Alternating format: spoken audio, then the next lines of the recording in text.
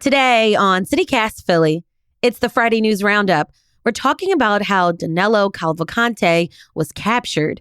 City Council voted on legislation regarding safe injection sites.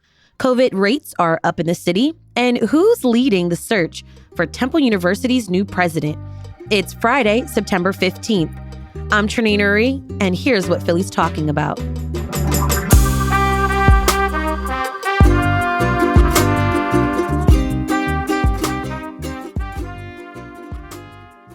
Joining me this week is Kenny Cooper, suburban reporter for WHYY News. Hey, Kenny. Hey, thanks for having me. Sure. Aubrey Whelan, health reporter for the Philadelphia Inquirer. Hey, Aubrey. Hello. And Oliver Sabo, reporter at Temple News. Thanks for being here on CityCast Philly. Thanks for having me. Okay. Usually I do the icebreaker, but we have tons of hot topics to get into this week. Big news this week was the capture of Danelo Cavalcante, the prisoner who escaped a Chester County prison back on August 31st and went on a 14-day run. Kenny, how did law enforcement finally capture him?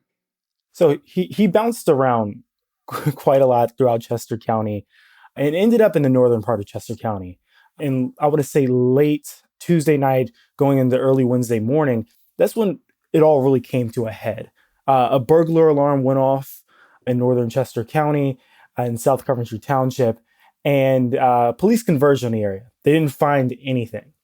But because, there were so many different law enforcement agencies and so many resources available, there was actually a DEA plane that was flying overhead that uses, for lack of a better word, some type of thermal imaging camera. And it was able to pick up a heat signal nearby. And that was from Danelo. Yes, it was tracking him. It was on his tail around 1 a.m. in the morning on Wednesday morning. But then a storm moved through. And this actually made things worse, but also kind of made things better. Okay. For the entirety of the search, one of the big difficulties was, the conditions. It was so hot. There was lots of thick brush. But with this, storm system that moved in, it really cooled things down. So it forced the plane to land, but it gave these search teams on the ground, an idea of where this guy was. So they surrounded the area. And as the morning came and the storm moved out, the plane came back. They were able to get another image of him. And that's when they kind of converged on daylight and was able to capture him. And there was a canine that actually took him down, right?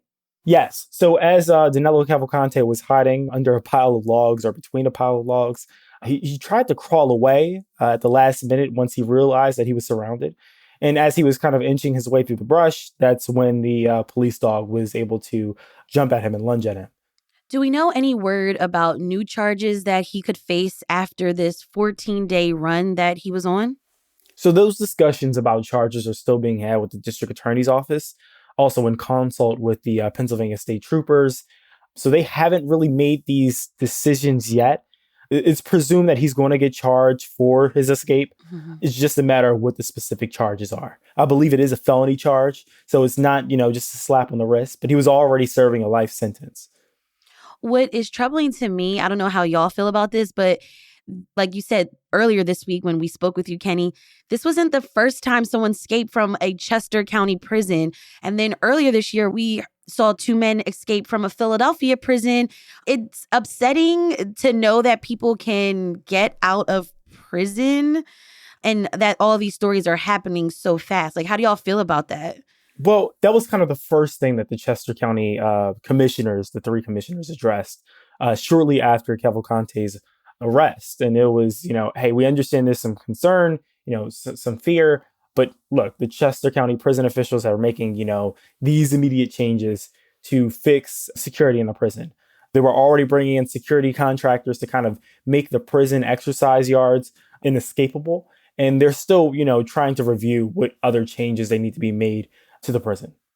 Shifting gears, Aubrey, you've been following how COVID numbers are picking up in the city. Tell us about that. It's a little bit harder to track COVID in the way that we were kind of used to tracking it in the early days of the pandemic, where cities, counties, and states were reporting just cases in addition to hospitalizations and deaths from COVID. Because the public health emergency has ended, we're not really tracking cases in the same way anymore.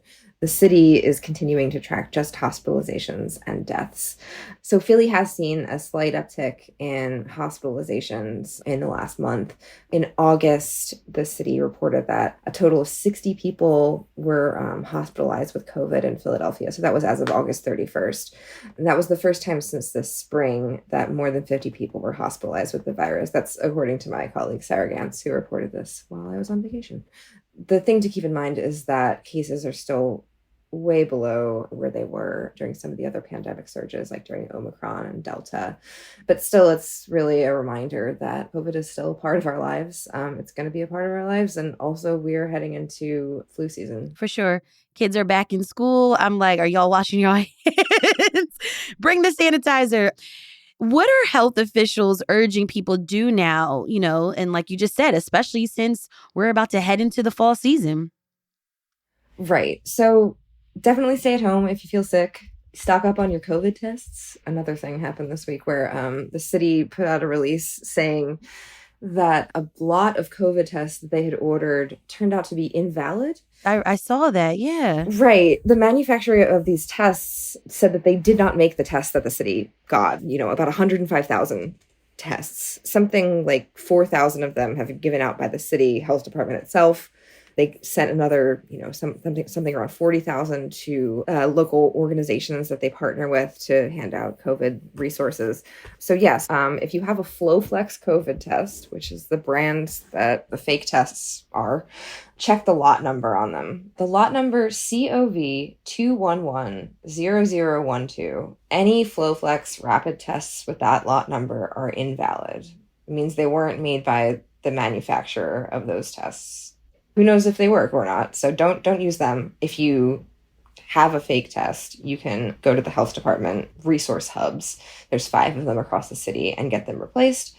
And then just other, suggestions are consider wearing a mask in crowded indoor spaces. Obviously test yourself if you feel like you might have been exposed, if you feel sick. And also, if you do get sick, if you do have COVID and you're high risk, consider talking to your doctor about some of the treatments that are available, like Paxlovid, because that's a really effective treatment.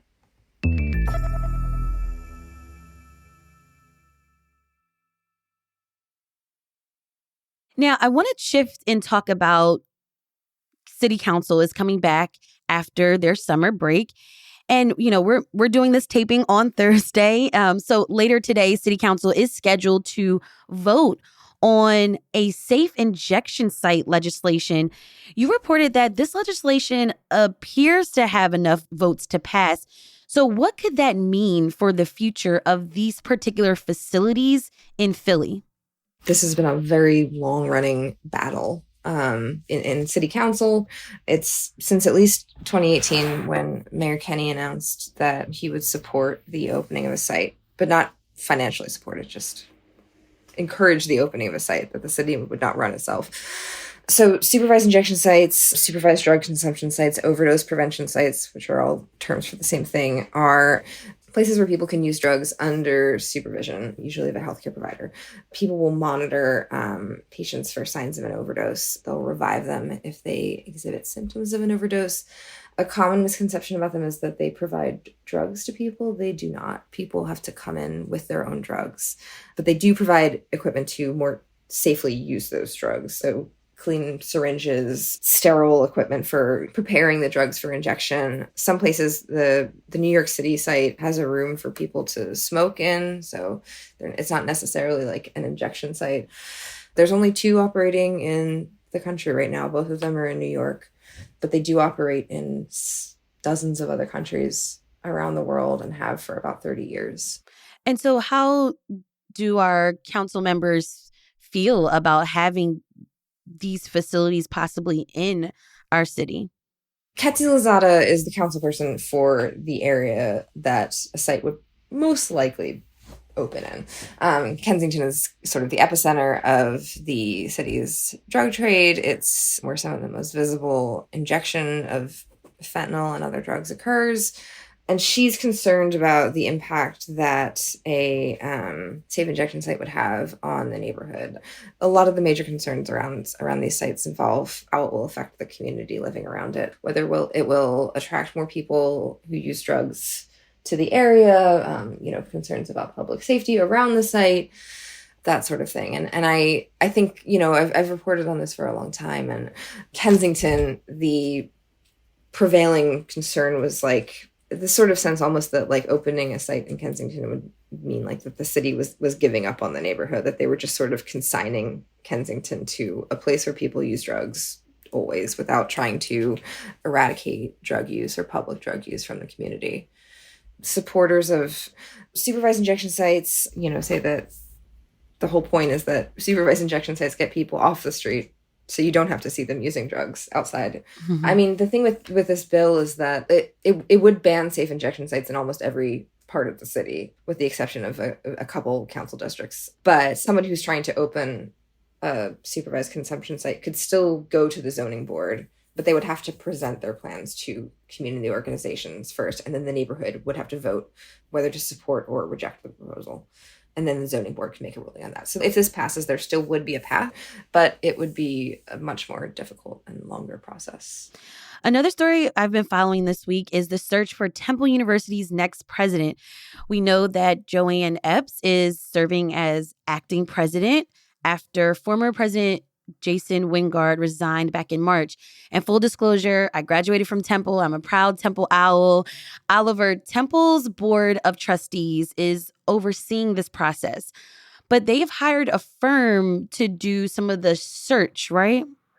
They have. Yeah, they hired Spencer Stewart, who is this leadership selection firm that I think also facilitated the searches for Penn State, Loyola Chicago, Penn. So a good amount of regional examples. I think they're excited about what this could bring. Oliver, as a student, what are you hearing from other students, from faculty on campus? The Temple News took a poll back when Jason Wingard was here, our former president, and 92% of students disapproved of the performance from Jason Wingard. I've been talking to students a lot this week about what they're looking for in the next president. And what did they say? Most of it's transparency. Okay. Joanne Epps has already, from what I've heard, done a much better job at being transparent and communicating to students. And people want that in the search and in their next president. Now, there were some tough issues that former President Wingard had to face, a lot of it dealing with public safety issues and crimes and things like that. I mean, sometimes those kind of situations are complex and heavy and takes a lot of resources. So are things improving for students, or they see that things are improving, or they just see that maybe communication is better? Like, what does transparency actually mean? Most of that was around the safety last year and how safety messaging was communicated. But a lot of the people I've talked to have had an issue with how available Jason Wingard was. He wasn't seen around campus that often. We didn't get the most communication from him. So part of this search is Temple has also teamed up with the Collective Genius, which is a research firm. So they'll be conducting some of those stakeholder conversations to see what students want to see in the next president. So that'll be through listening sessions, through a couple online surveys. So I think, the university is making more of an effort this time around to really take those student, parent, faculty voices into consideration. All right, that was Oliver Sabo, reporter at Temple News, Aubrey Whelan, health reporter for the Philadelphia Inquirer, and Kenny Cooper, suburban reporter for WHYY News. Thank you so much for being here on CityCast Philly. Thanks for having me. Thanks. Thank you so much for having us.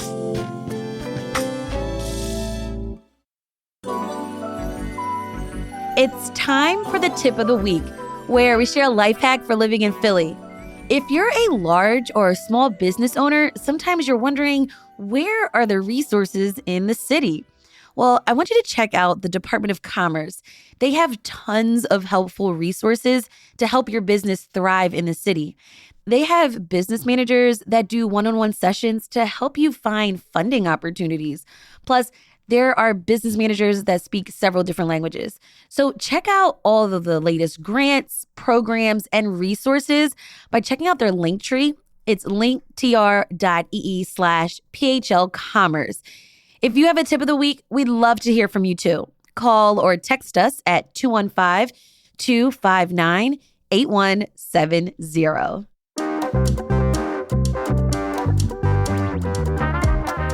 That's all for today here on CityCast Philly. Our lead producer is Laura Benchoff. Our producer is Abby Fritz. Our Hey Philly newsletter editor is Brittany Valentine. And our host is me, Trenae Nuri. Music is by Philly's own Interminable, with additional music from All the Kimonos and James Weldon. If you enjoyed this week of episodes, tell a friend, rate the show, leave us a review, and subscribe to our morning newsletter, Hey Philly. We'll be back Monday morning with more news from around the city. Have a great weekend and be safe, y'all. Bye.